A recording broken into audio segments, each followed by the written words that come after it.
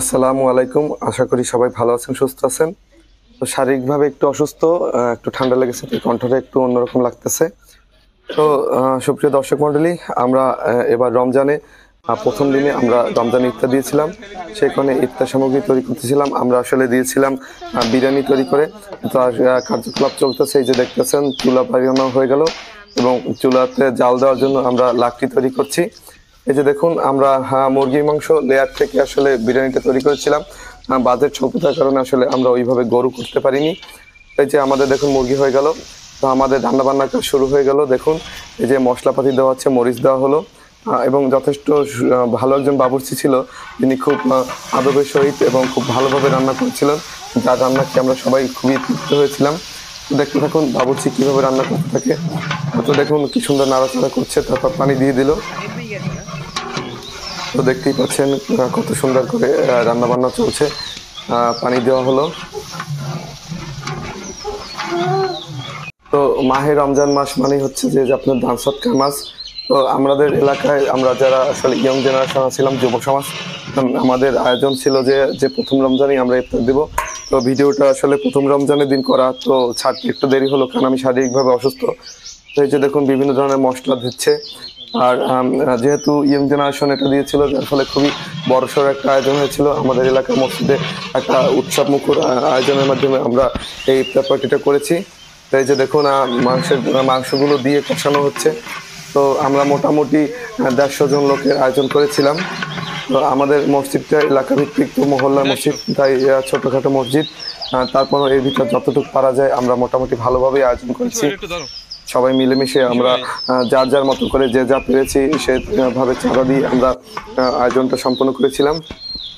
এবং আমাদের বাবুর্চি খুব সুন্দরভাবে কিন্তু রান্না করেছে।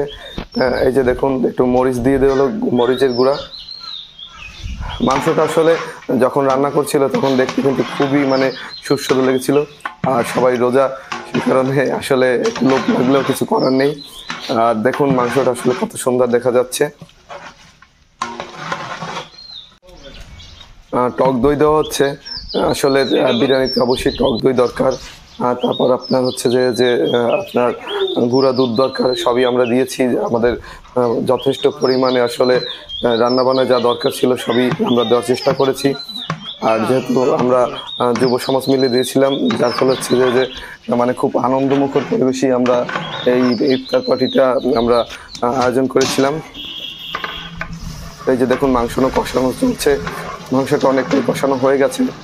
আর কিছুক্ষণ পরে মাংসটা কষানো হয়ে গেলে আমরা মাংসটা উঠিয়ে রাখবো।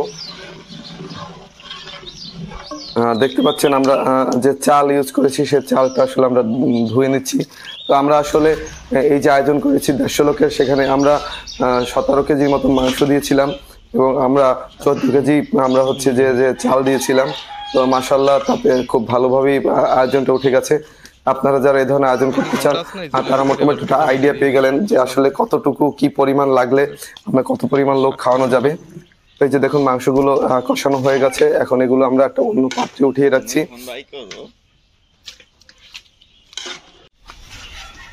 তো এখন আবার এই মাংসের ঝোল সহ এই পাত্রে আমরা দেখুন যে আমরা কি করব, প্রথমে পানি দিয়ে তারপর মশলা টশলা দিয়ে পানিটা গরম করব। এই বাবুর্চি, আমাদের যে বাবুর্চি ভাই, তার রান্নার স্টাইল এটা, তাই সে পানি দিয়ে দিল।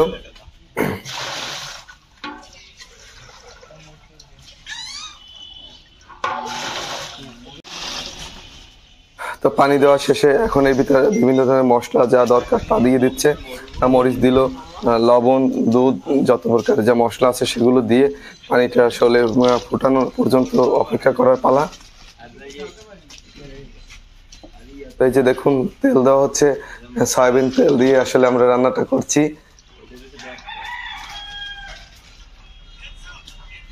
তো তেলের বিষয়ে আসলে যদি বলি, বর্তমানে কিন্তু তেলটা আসলে পাওয়াটা খুব টাফ।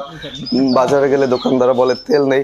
আসলে রমজান মাসে অন্যান্য দেশে যেভাবে দ্রব্যমূল্যের পরিমাণ কমিয়ে দেওয়া হয় এবং যেভাবে তাদের চাহিদা অনুসারে আসলে পণ্যগুলো আমদানি রপ্তানি করা হয়, সেভাবে আসলে আমাদের দেশে একটু সমস্যা।